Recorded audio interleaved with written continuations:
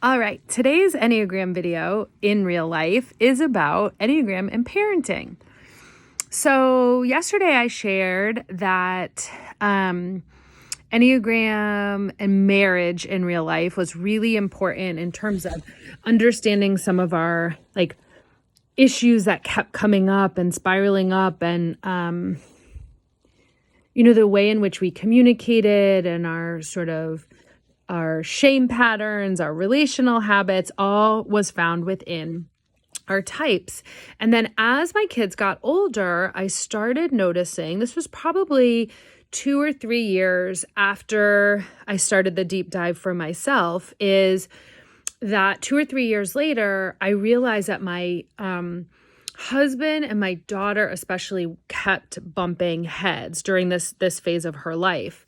She was probably 6 or 7 then. And it was a repeated argument with repeated tensions, and I couldn't figure out what was going on.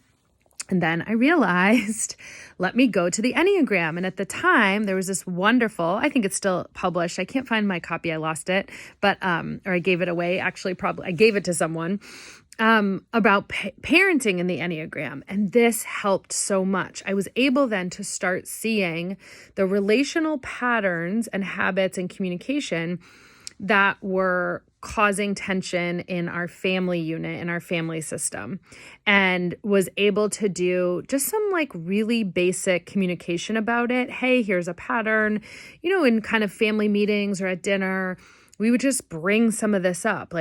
This is what we're noticing. And I wasn't so explicit about it. I wasn't we're going to learn the Enneagram for parenting. It was much more I had an awareness of the larger systems and types in play and was able to be more strategic around certain patterns that were causing tension.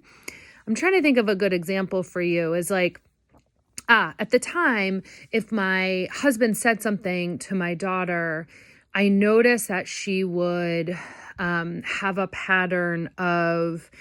emotional pattern.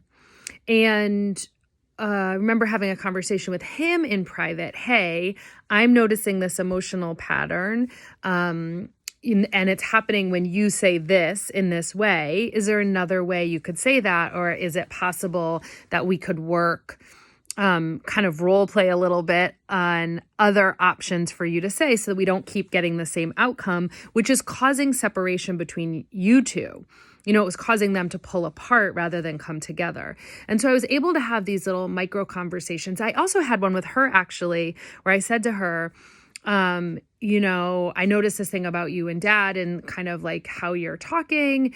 And here are some strategies. Here's some things I want you to know that you might not be aware of. And she was like, oh, that makes sense. So I just want to layer in that not only has it been such a great tool in my marriage and in my relationship when it's been quite difficult, but also in parenting, it's really given me a broader, wider, deeper view, with more relational resonance. It's not just from my own view, perspective, or lens. I think that's the thing that gets us stuck so often in these family patterns is we don't even realize how much we're seeing the world through our own perspective and lens.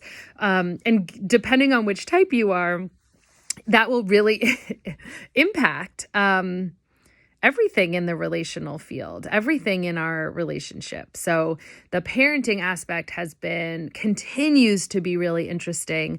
I feel like my son is just now getting into some patterns where I'm starting to see some types really emerge, and that's been really fun to see him grow into that.